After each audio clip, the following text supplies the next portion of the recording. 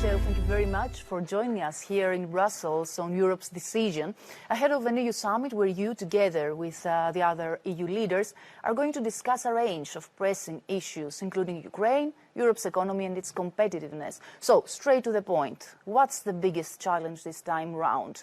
What's most likely to be keeping us late into the night? No, the most important thing is related to the economy of the European Union and the consequences of the war launched by Russia against Ukraine. And you know that the recent weeks we have worked together with the European Commission in order to take some short-term measures in terms of support for our businesses. But at the same time, we feel that it's important to address the long-term competitiveness of the European Union. We are facing many difficult challenges at the same time: the consequences of the war, the energy prices, the supply of energy, the climate transition, the digital transition, and also the need for the European Union to invest in innovation, to invest in our future, and to make sure that we defend the European prosperity in the future. As you said, economy is going to be a pressing issue at this summit. But what does the fallout of the Silicon Valley Bank and Credit Suisse mean for the European Union? Should people be worried? I'm confident because you know that the last years we worked a lot with the European experts and with all the European bodies in order to strengthen our financial system on the EU side. But of course, on Friday morning, we'll have an in-depth exchange of views with the President of the European Central Bank and with Pascal Denroux and together with the leaders. But we are monitoring what's happening in Switzerland, in the United States. But I'm confident that we have the right tools in order to make sure that we keep a stable situation. But could this crisis push Europe to finally complete the long-negotiated banking union? I feel that this one additional argument, this is not the trigger, but this one additional argument in order to make more progress on the banking union. And you know that the 2-3 last years we have been working a lot on that question, but maybe it is time to speed up, and I hope it will be possible to give a political impetus to the ministers of finance in order to speed up. And on the other hand, there is another important topic, which is the capital market unions, and it's related to the competitiveness of the European Union. If I try to be neutral, we feel that there is a huge need for more investments in Europe, investment in innovation, in green transformation, in digital transformation. And it is very clear that the fragmentation is an obstacle, and it is very clear that we need more political will to act and to make progress in the capital market unions. The point is that now also the competitiveness strategy of the European Union is also being redrafted. Do you think that the proposal currently on the table is strong enough to counterbalance the Buy American component of the United States Inflation Reduction Act? Yeah, I'm confident because, you know, before this decision taken by the United States, we on the EU side, we took bold decisions with the recovery fund, with the multi-annual framework, and also with all the financial tools and means at the national level. This is one thing and one topic.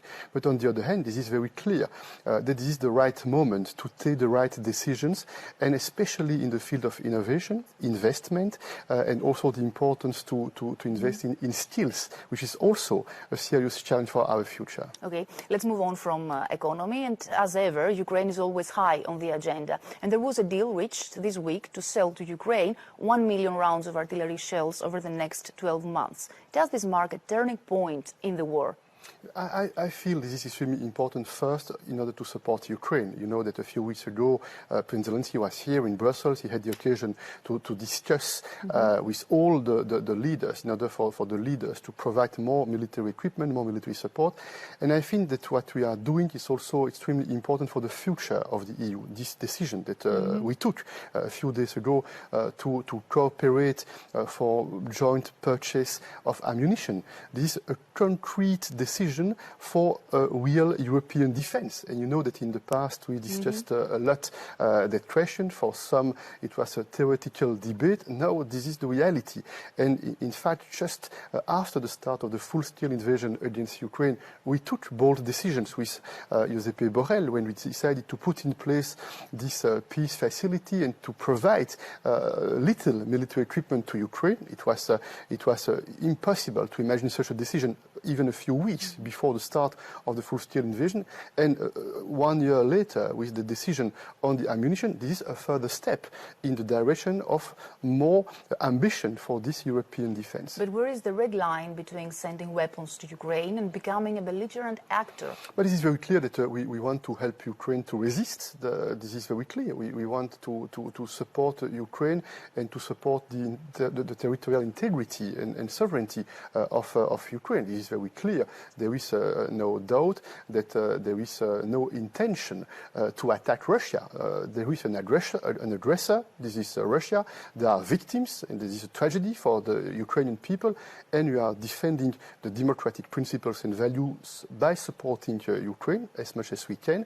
And we are supporting the international law, because we know that if we do not support Ukraine, it means that the world will be less safe in the future. But also things are moving also in Russia, and we've seen Chinese president, he visited Vladimir Putin in Moscow. What's your thoughts on that? And are you finally convinced by Beijing's peace plan? But there is something very clear. The peace formula of Vladimir Zelensky is based on the UN Charter and the international law, and it's what we support. We support the peace formula of President Zelensky, point one. Point two, I had the occasion a few months ago to meet President Xi in Beijing, and I had the occasion to advocate and to explain why on the EU side we are absolutely convinced that this is important, that China doesn't support Russia with military equipment, and it's important that China supports the international law, the stability through the UN Charter. I had this in-depth debate with President Xi. I am not naive. I know that there are close ties between China and Russia, but on the other hand, I think that in those circumstances, it is very clear that we need to engage with China, not because we agree on everything with China, on the contrary, but because we need to defend our interests and to defend our principles. So are you convinced by the peace plan that Beijing presented? This peace plan is not what we believe in, because we believe in the peace formula proposed by President Zelensky, which is based on the UN Charter, the international law, and the multilateral approach. Okay, President Michel, thank you very much again for joining us here. Thank you.